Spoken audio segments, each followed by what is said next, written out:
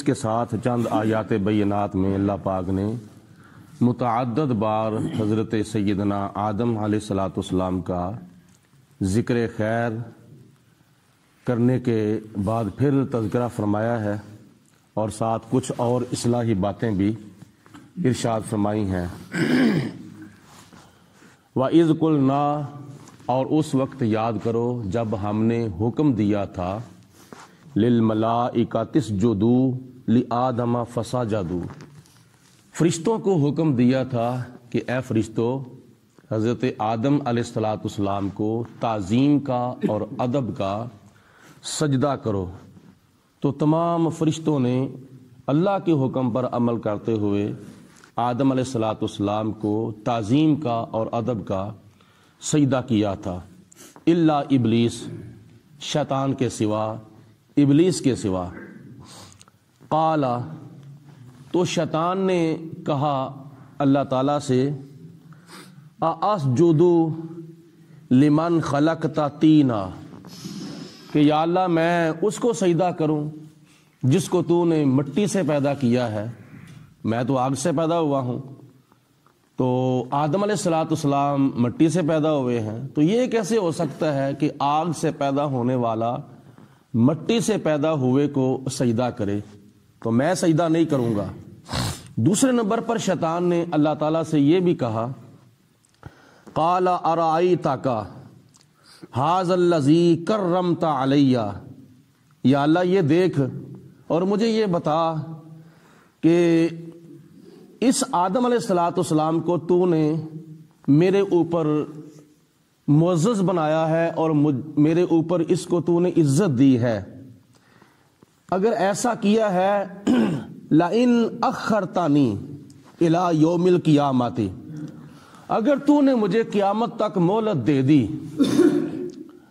لَأَحْتَنِكَنَّ ذُرِّيَّتَهُ إِلَّا قَلِيلًا، تو میں اس کی اولاد کو ضرور بر ضرور گمراہی کی چکی میں پیس دوں گا، سوائے چند لوگوں کے جو تیرے پیارے ہیں، ان کے سوا میں اس کی اولاد کو ہدایت سے اکھاڑ کر گمراہی کی چکی کے اندر پیس کے رکھ دوں گا۔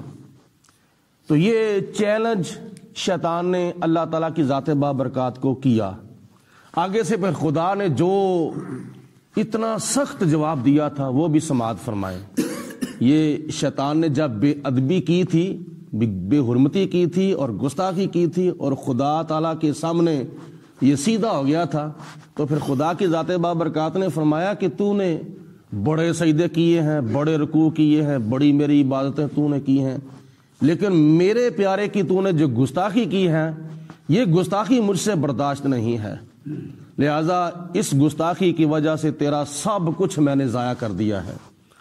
اللہ تعالیٰ نے آگے جو بڑا سخت جواب دیا تھا وہ یہ ہے، قال اذهب، اللہ تعالیٰ نے فرمایا چلا جا چلا جا، میری بارگاہ سے یہاں سے نکل جا، فمن تابعک منہم فإن جہنم جزاؤکم جزاء موفورا، اللہ نے فرمایا کہ اے شیطان، جو کوئی تیری پیروی کرے گا، جو کوئی تیرے پیچھے لگے گا، میں ان تمام کو اور تجھے بھی جہنم کے اندر پوری پوری سزا دوں گا۔ اب سوال پیدا ہوتا ہے، شیطان بھی آگ سے پیدا ہوا ہے، جہنم کی آگ، جہنم کے اندر بھی آگ ہی ہے، تو آگ کے اندر اور آگ چلی جائے گی تو پھر اس آگ کا کیا بگڑے گا؟ یہ خدا کی ذات بابرکات نے مٹی پیدا کی ہے اور ہمیں بھی خدا تعالیٰ نے مٹی سے پیدا کیا ہے۔ اگر یہی مٹی کا ڈھیلا اٹھا کر کوئی کسی بندے کو مارے تو کیا اس کو درد نہیں ہوگی؟ کیا اس کو زخم نہیں ہو جائے گا؟ کیا اس کا خون نہیں بہے گا؟ کیا اس کا سر نہیں پھٹ جائے گا؟ پھٹ جائے گا۔ یہ اینٹیں جو ہیں یہ بھی مٹی سے بنی ہیں، پتھر جو ہیں یہ بھی مٹی سے بنے ہیں، کوئی بھی مٹی والی چیز اٹھا کے کسی انسان کو ماری جائے گی تو کیا اس کو تکلیف نہیں ہوگی؟ ہوگی۔ تو اسی طرح جب مٹی سے بنی ہوئی کوئی چیز اینٹ کی شکل میں یا پتھر کی شکل میں جب انسان کو ماری جاتی ہے تو انسان کی کوئی ہڈی بھی ٹوٹ جاتی ہے یا انسان زخمی بھی ہو جاتا ہے، تو اسی طرح شیطان بھی آگ سے بنا ہے اور جہنم کے اندر بھی آگ کا عذاب ہے. تو جب یہ آگ جہنم کی آگ میں جائے گی تو پھر یہ عذاب ایسا بھگتے گی کہ شیطان جو ہے وہ ہمیشہ کے لیے یاد کرتا رہے گا. تو اللہ تعالیٰ نے فرمایا کہ میں شیطان کو اور شیطان کے شتونگڑوں کو جو شیطان کی پیروی کر رہے ہیں ان تمام کو میں جہنم کے اندر بھیج کر جہنم کی پوری میں اس کو سزا دوں گا. آگے خدا تعالیٰ ارشاد فرماتا ہے وَاسْتَفْزِزْ مَنِ اسْتَطَعْتَ. اللہ تعالیٰ فرماتا ہے اے شیطان جا چلا جا تجھ سے جو ہو سکتا ہے کر لے, ان کو گمراہ کر جتنی تیرے اندر طاقت ہے, بے صوتے کا اپنی آواز سے, وَأَجْلِبْ عَلَيْهِمْ بِخَيْلِكَ سواروں کے ذریعے ان کے اوپر حملہ کر لے, وَرَجِلِكَ پیادوں کے ذریعے ان کے اوپر حملہ کر لے, وَشَارِكْهُمْ فِي الْأَمْوَالِ اور ان کے مالوں کے اندر بھی تو جا کے شریک ہو جا, وَالْأَوْلَادِ اور ان کی اولادوں میں بھی جا کے تو شریک ہو جا. تجھے کھلی چھٹی ہے, جو مرضی کر, جتنی تیرے اندر طاقت ہے تو گمراہ کر لے ان کو. بصوتی کا اپنی آواز کے ذریعے. آواز کے ذریعے کیا اس نے ہمیں کو قرآن سنانا تھا یا کوئی حدیث سنانی تھی؟ حضرت عبداللہ ابن عباس رضی اللہ تعالی عنہ ارشاد فرماتے ہیں جو آواز اللہ کی ناراضگی میں نکلتی ہے وہ آواز شیطان کے ساتھ ہے. اس آواز کے ذریعے شیطان جو ہے وہ گمراہ کرتا ہے. اور بعض بزرگان دین فرماتے ہیں کہ اس آواز سے مراد گانے باجے کنجری خانے اور جن سے نبی پاک علیہ الصلوۃ والسلام نے منع فرمایا ہے, ایسی آوازوں کے ذریعے شیطان جو ہے وہ گمراہ کرتا ہے.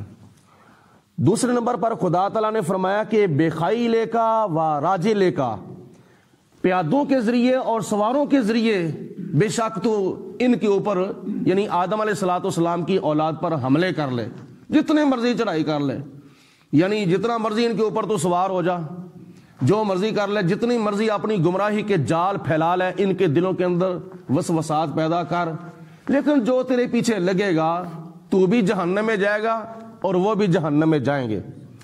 آگے بزرگ مفسرین کرام لکھتے ہیں کہ وَشَارِكْهُمْ فِي الْأَمْوَالِ ان کے مالوں کے اندر بھی جا کے بے شک شریک ہو جا. مالوں کے اندر شریک ہونے سے مراد یہ ہے کہ جو کمائی کے نجائز طریقے ہیں ان نجائز طریقوں سے جو بندہ کمائی کرتا ہے ان طریقوں کے اندر شیطان شامل ہوتا ہے. سود, رشوت, چوری, ڈاکہ, ہیرا پھیری, ذخیرہ اندوزی, جو کمائی کے نجائز طریقے ہیں ان کے اندر شیطان آ کے شریک ہو جاتا ہے. والاولاد اور تو ان کی اولادوں میں بھی جا کے شریک ہو جا. اولادوں کے اندر شریک ہونے سے مراد یہ ہے کہ جو نجائز طریقے سے اولاد حاصل کی جاتی ہے, بدکاری کے ذریعے, غلط کاری کے ذریعے, بغیر نکاح کے جو کوئی اولاد جنتا ہے اس کے اندر شیطان شریک ہوتا ہے. وعیدہم اور جا تو بے شک ان کے ساتھ جھوٹے وعدے کر لے, اور تیرا جھوٹا وعدہ کرنا جو ہے وہ وما یعدہم الشیطان الا غرورا جو شیطان ان کے ساتھ وعدے کرتا ہے وہ جھوٹ کے سوا, دھوکے کے سوا, فراڈ کے سوا کچھ بھی نہیں ہے. شیطان جھوٹے وعدے کرتا ہے اور جھوٹے وعدے جو ہے وہ پورے نہیں ہوتے, اور وہ دھوکا ہوتا ہے, وہ فراڈ ہوتا ہے. اللہ تعالیٰ کی ذات نے پھر فرمایا کہ جا جو تجھ سے ہو سکتا ہے, لیکن ان عبادی لیس لک علیہم سلطان جو میرے بندے ہیں مجھ سے ڈرنے والے اور میرا اپنے دلوں کے اندر خوف رکھنے والے جو ہیں وہ تیرے جال کے اندر نہیں آئیں گے. یعنی جو مجھ سے ڈرتے رہیں گے نا وہ تیرے جال کے اندر نہیں آئیں گے. وَكَفَى بِرَبِّكَ وَكِيلًا اور اے میرے حبیب علیہ الصلوۃ والسلام آپ کا رب جو ہے وہ کارسازی کے لیے کافی ہے. ربکم الذی تمہارا رب وہ ہے یزجی لکم الفلک فی البحر جو تمہارے لیے سمندر میں دریاؤں میں کشتیاں چلاتا ہے.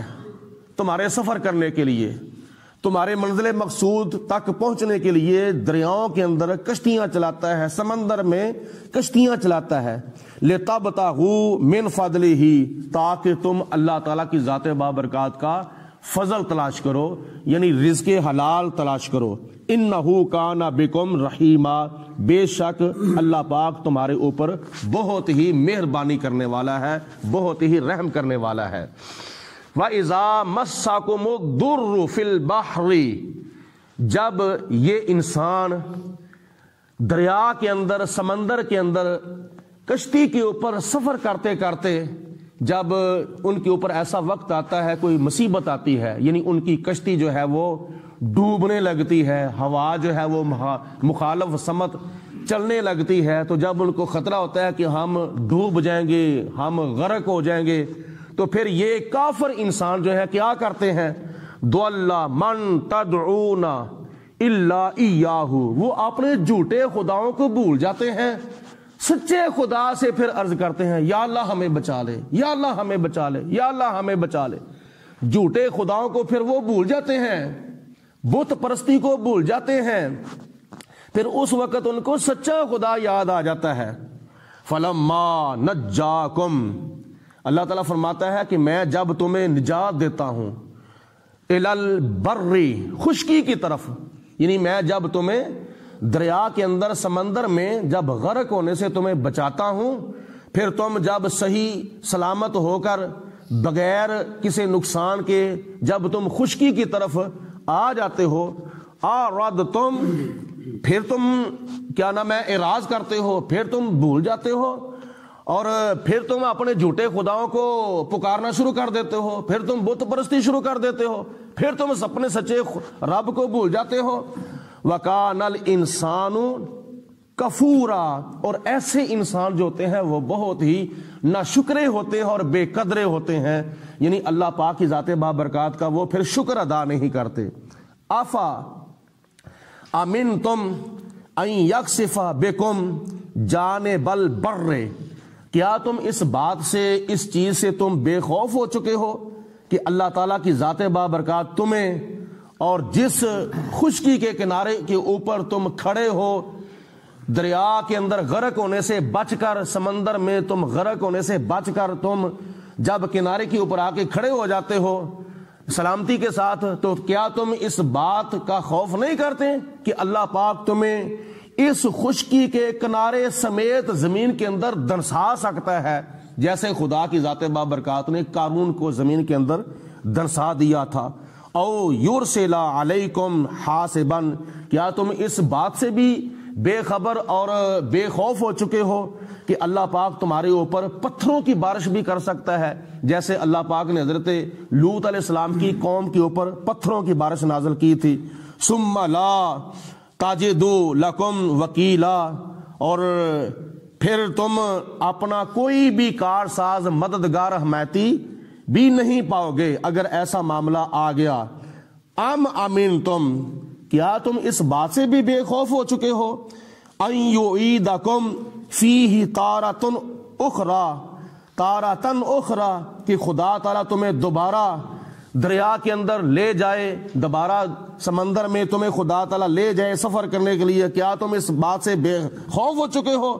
فَيُرْسِلَ عَلَيْكُمْ كَاسِفًا مِنَ الرِّيحِ، اور پھر خدا تعالیٰ تمہارے اوپر ایسی آندھی، ایسی ہوا بھیج دے جو تمہارے جہازوں کو توڑ دے، یعنی تمہاری کشتیوں کو تباہ و برباد کر دے، ڈوب دے۔ فَيُغْرِقَكُمْ بِمَا كَفَرْتُمْ، پھر تمہارے کفر کی وجہ سے اور تمہارے شرک کی وجہ سے، تمہارے ظلم کی وجہ سے اللہ پاک تمہیں تباہ و برباد کر دے۔ کیا تم اس بات سے بے خوف ہو چکے ہو؟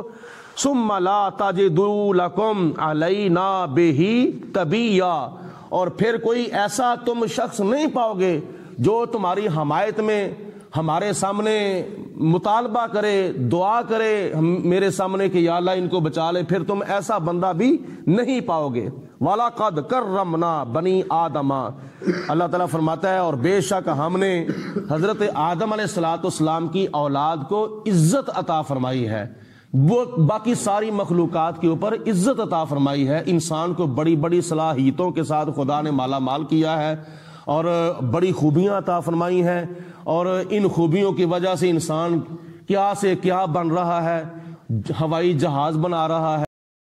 اللہ پاک کی ذات بابرکات نے جہاز بنانے کی صلاحیت انسان کو عطا فرمائی ہے. جانوروں کے اوپر سوار ہونے سے لے کر انسان جو ہے ہوائی جہاز کے اوپر سوار ہو کر ہوا میں سفر کر رہا ہے. یہ اللہ تعالیٰ کی ذات بابرکات نے جو عزت دی ہے یہ خدا کا بڑا کرم ہے. وَحَمَلْنَاهُمْ فِي الْبَرِّ وَالْبَحْرِ, اور اللہ پاک وہ ہے جو فرماتا ہے کہ ہم نے تمہیں خشکی کے اوپر بھی سوار کیا ہے اور تری کے اوپر بھی تمہیں ہم نے سوار کیا ہے. خشکی کے اوپر سوار کرنے کا مطلب یہ ہے کہ خشکی کے اوپر تمہیں میں نے خچروں کی شکل میں, گھوڑوں کی شکل میں, گدھوں کی شکل میں, اونٹوں کی شکل میں سواریاں عطا فرمائی ہیں جن کے اوپر تم سوار ہوتے ہو. اور اس جدید دور کے اندر موٹر سائیکلیں ہیں, کاریں ہیں, پجاروں ہیں, بسیں ہیں اور ہوائی جہاز ہیں. اس طرح کی سواریاں اللہ پاک نے عطا فرمائی ہیں خشکی کے اوپر جن کے اوپر ہم سوار ہوتے ہیں. اور دریا کے اندر خدا تعالی ہمیں سوار کرتا ہے, یعنی کشتیاں, بحری بیڑے خدا نے ہمیں عطا فرمائے ہیں جن کے اوپر ہم سوار ہو کر بحری سفر کرتے ہیں. وَرَزَقْنَاهُمْ مِنَ الطَّيِّبَاتِ, اور اللہ پاک فرماتا ہے کہ ہم تمہیں پاکیزہ چیزوں کا رزق بھی عطا فرماتے ہیں. وَفَضَّلْنَاهُمْ عَلَىٰ كَثِيرٍ مِّمَّنْ خَلَقْنَا تَفْضِيلًا, ہم نے تمہیں باقی تمام مخلوقات کے اوپر بہت زیادہ فضیلتیں عطا فرمائی ہیں, تمہیں تمام مخلوقات سے افضل بھی کیا ہے, اشرف بھی کیا ہے.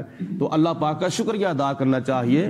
خدا تعالیٰ کی ذات بابرکات نے ہمیں انسان پیدا فرمایا ہے, ورنہ خدا تعالیٰ لا کل شیء قدیر ہے, ہمیں کوئی اور چیز بھی خدا تعالیٰ پیدا کر سکتا تھا, لیکن یہ اس کی مہربانی ہے کہ اللہ پاک نے ہمیں اشرف المخلوقات میں پیدا کیا ہے. تو ہمیں انسان ہو کر انسانوں والے کام کرنے چاہیے. حضرت عبداللہ ابن عباس, حضرت ابو ہریرہ رضی اللہ تعالی عنہ روایت فرماتے ہیں کہ نبی کریم علیہ الصلوۃ والسلام نے ارشاد فرمایا کہ انسان اگر انسان ہو کر زندگی بسر کرے, یعنی اللہ تعالیٰ سے ڈرے اور نبی کریم علیہ الصلوۃ والسلام کی اطاعت کرے, اپنے اندر انسانیت کے سارے تقاضے پورے کرے, تو انسان تو فرشتوں سے بھی افضل ہو سکتا ہے.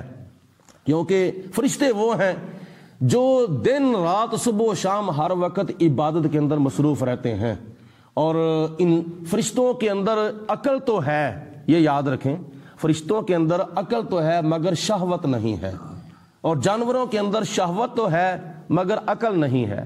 اللہ پاک نے انسان کو عقل بھی عطا فرمائی ہے اور شہوت بھی عطا فرمائی ہے. اگر انسان شہوت کو اپنی عقل کے اوپر سوار کر لے گا, یعنی اپنی شہوت کو اپنی عقل کے اوپر غالب کر لے گا, تو انسان جانوروں سے بھی بدتر ہے. تو اگر انسان اپنی عقل کو اپنی شہوت کے اوپر غالب کر لے گا تو انسان فرشتوں سے بھی افضل والا ہے. اللہ پاک ہم سب کو عمل کرنے کی توفیق عطا فرمائے. وآخر الدعوانا ان الحمد للہ رب العالمین.